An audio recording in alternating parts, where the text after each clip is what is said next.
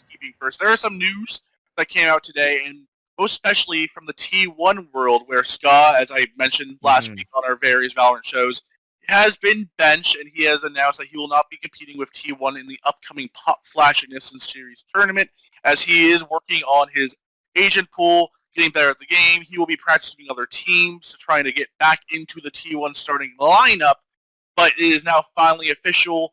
Vansilli, what's your thoughts just straight away? Ska benched. He was such a big signing when he was announced. He was kind of the completion of that T1 team. They gave him a very big contract, beating 100T in that contract negotiations to get Ska on the team.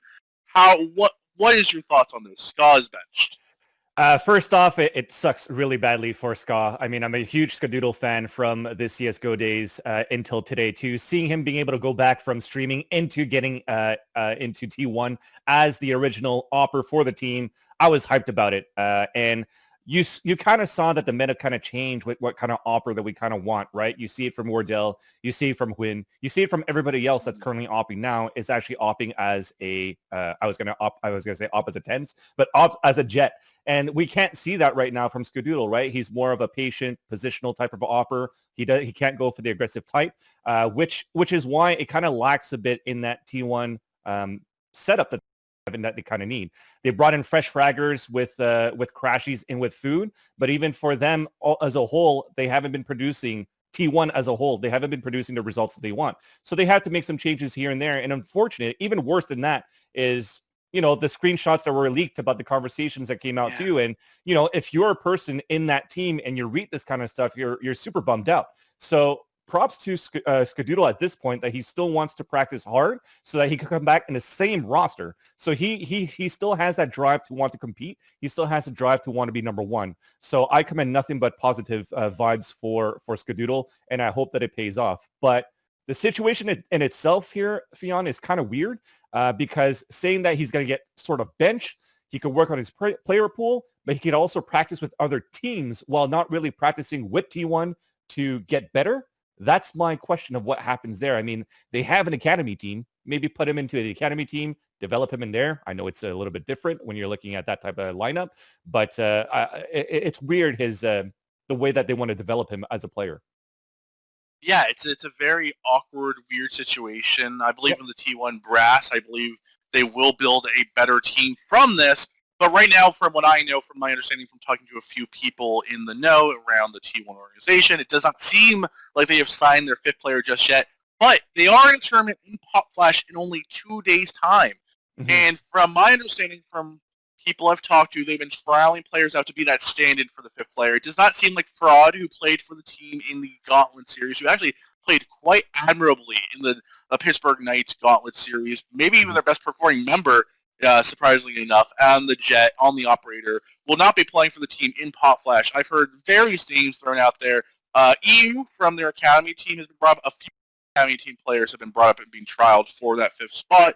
That seems pretty obvious. You have an academy team, maybe promote one of them. I've heard Days, you know, the famed CSGO player who also was on that iBuyPower team with Ska and AZK and Brax, as we've talked ad nauseum about, as those players have come through the door of Valorant.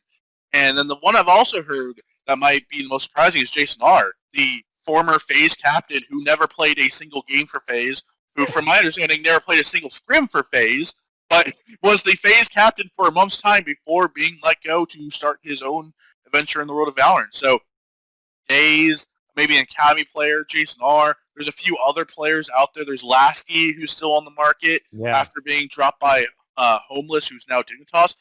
Who will be the fifth person? Who would you, Vansilli, if you could pick one player out there, a free agent, to stand in for T1 to kind of have that trial, to kind of show off not only for the T1 brass, but for the rest of the North American scene? Who do you want to see as the fifth player for T1 at Pop Flash? At least immediately for Pop Flash, because it's 2 days, coming in 2 days, and Skadoodle is kind of like the opera for the team. We need to have an opera to kind of switch it up. So to not change the agent base or the strategy for T1 as a whole, I think you kind of need an operator. So I would probably go for Lasky, or I'd probably go for even Venerator at that point. I mean, that roster blew up as well for 100 Thieves. They kind of need that offer. He's also had some experience as an in-game leader too. So when it comes down to, hey, we have a whole new roster, how can we discuss this quickly? He might be able to discuss this with AZK so that they could actually mesh a little bit better and quicker for the upcoming weekend.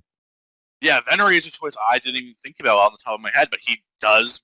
He is an in-game leader, and he's good for the op. So if you're T1, why not reach out to him? I mean, mostly looking for a fifth member of the team. Venerated, I've talked highly about. He did even though 100 Thieves had a very poor FaZe Clan Invitational, he performed very, very well. So we will see. We will be tracking this. We will have more news on this, obviously, in our Thursday show at 5 p.m. Pacific, 8 p.m. Eastern, as Pop Flash begins on Wednesday. We will be talking about all the news and highlights from there.